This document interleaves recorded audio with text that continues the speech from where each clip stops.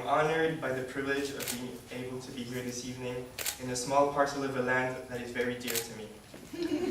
Eminent Chairman, you're certainly very elegant this evening, but I'm sorry, I only have eyes for the handsome timekeeper. I'm sure has struggled for years before being able to fiddle his bell with such angelic musicality.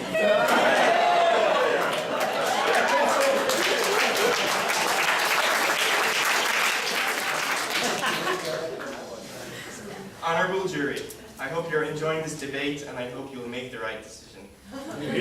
Fierce members of the opposition, I'm glad to see you're struggling as much as us to progress to the final. Trusted friends of the government, ladies and gentlemen, good evening. I will state my name for the record.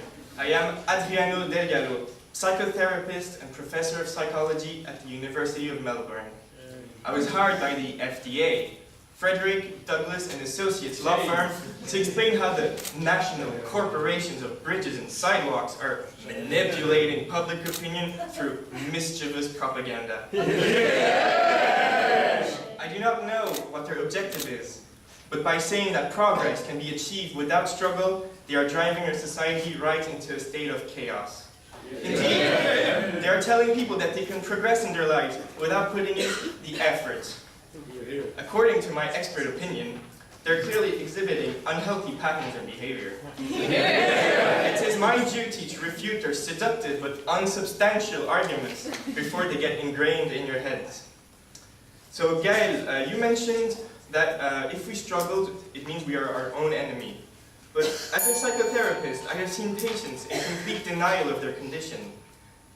They were their own enemy, but they didn't think that anything was wrong. They were perfectly fine with themselves. The moment they were struggling was on the path to recovery, where they were faced to realize their addiction and had to struggle to get on with their lives. Yeah! Hussein, I thank you for reducing the intricacies of human personality to mere stereotypes. You're saying that in life we can progress without struggle, and as I can see, you say that luck is an alternative. But let me tell you that Thomas Jefferson said that I am a great believer in luck, and I find it harder I work, the more. That was not right. I'm a great believer in luck, and I find it harder I work, the more I have of it.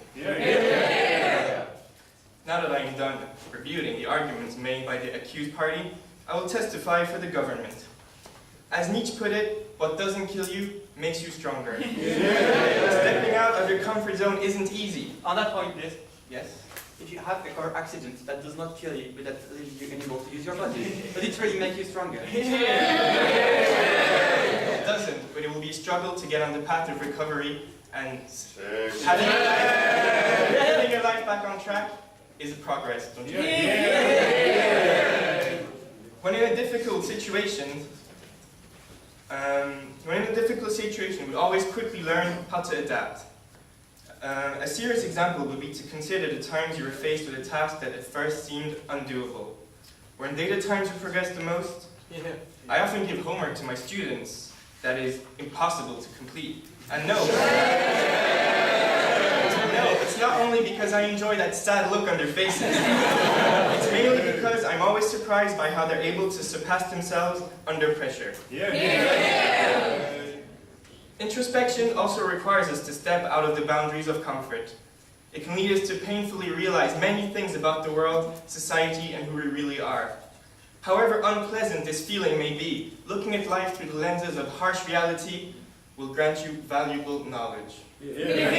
Basically, emotions related to struggle help our minds become stronger.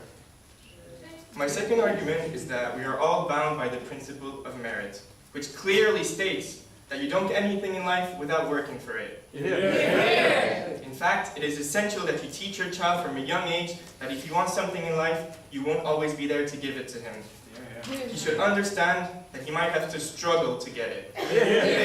But if you follow what the defendants are suggesting, you're telling people that they should lock themselves forever in an everlasting childhood.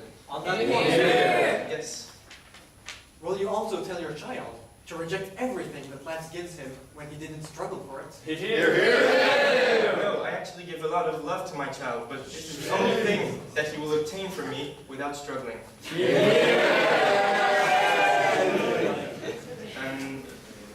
My last argument is that sometimes struggle can be in itself the essence of progress. As a psychotherapist, I often come across patients whose lives are wounded by depression or addiction. I have a patient, and for the sake of the argument, let's call him Mr. Schmeesix. Mr. Schmeesix once told me, existence is pain for Schmeesix. But just like him, my patients have realized that they have a problem, and are now struggling every single day to fight their addictive compulsions and nihilism. No, thank you. Without the fight, they would have continued endangering themselves, but the struggle got them back on track. The struggle saved their lives. Yeah. Life is a work in progress. We never become finished beings. We are always evolving and pursuing different goals. We endeavor, we fight, we rise, we fall, we win, we lose, we live. Yeah. Human beings are weak, but our ability to struggle makes us strong. Yeah. Ladies and gentlemen, if you still have the will to grow and learn, you will struggle. If you have the courage to shed light on the bleak realities of the world you live in, you will struggle. Yeah. If you still desire your heart beating to the fluttering rhythm of your passionate lives, you will struggle. Yeah. But don't worry. If you endure this struggle, you will get a chance to progress. Yeah. Therefore, it is vital, ladies and gentlemen, that you accept this motion. Thank you.